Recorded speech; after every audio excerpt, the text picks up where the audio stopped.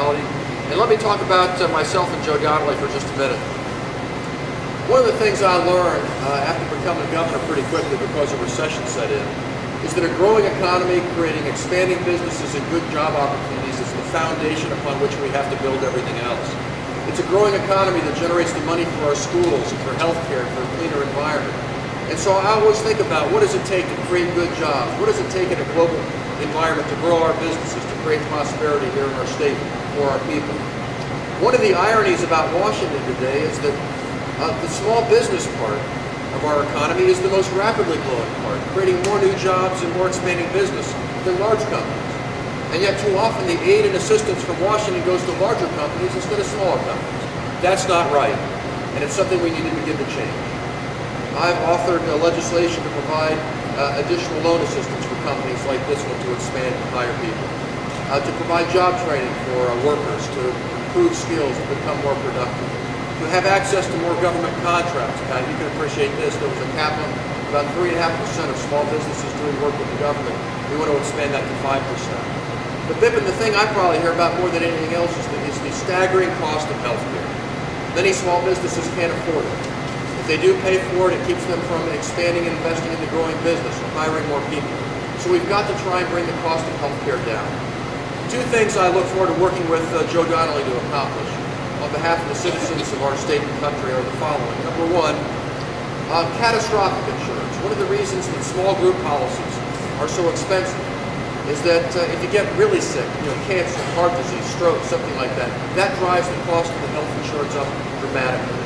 If the government stepped in and said, look, we're going to provide catastrophic coverage anytime an illness went above $50,000 so that the company just won't have to pay for that anymore, that would drive down the cost of insurance for small businesses across our state by about 20%. That would help up to 2 million Hoosiers bring down the cost of health care for themselves and for their families. About 57 million Americans can help. That's a good thing the government can do without running the healthcare system, to empower companies to bring down the cost of doing business so they can expand, hire more people, and grow our economy. The second thing I think that we need to do is to reach out to companies and to smaller businesses to provide a match of about 50%. Just say to companies, look, we'll meet you halfway, dollar for dollar, in terms of the cost of your healthcare coverage, so that they can provide the coverage, afford the coverage, continue to expand the business while providing the coverage. That's something that we can do. And we can provide that for about the cost of the increase in pork barrel spending in Washington over these last 6 years. So if we're willing to cut out things like bridges to nowhere and railroads to nowhere, and things that congressmen usually like to go to, ribbon cuttings and things like that, we could provide a 50% match for small businesses across our state and country.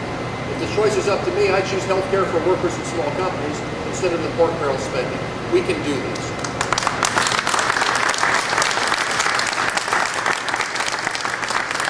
By the way, the cost for our friends in the press who are interested, the cost of the catastrophic coverage, so that if a member of your family got really sick, to keep you from going bankrupt or this company's insurance from being driven through the roof, the cost of that is a little bit less than the cost of about 2 months of what we're currently spending in Iraq.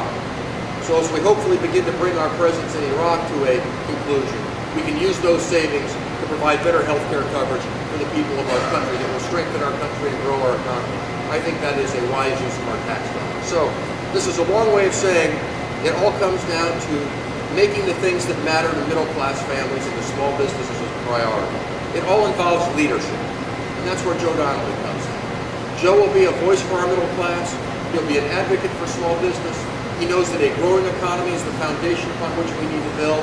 And take my word for it, in a city that is too often broken down and dysfunctional, that's Washington, D.C., we need a breath of fresh air. That fresh air will be Joe Donnelly. Joe, come on up.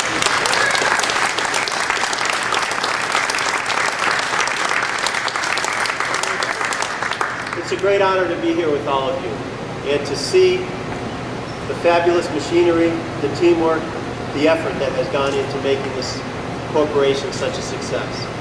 It's especially a privilege to talk to all of you. Look you in the eye, thank you for your hard work and for what you've done for this community. And I will, when I am in Washington, be a co-sponsor for the kind of legislation Senator Bayh has talked about to make health care more affordable not only for the corporation, but for the employees as well. Together, we can solve America's healthcare problems once and for all when we do it as a team. Thank you very, very much.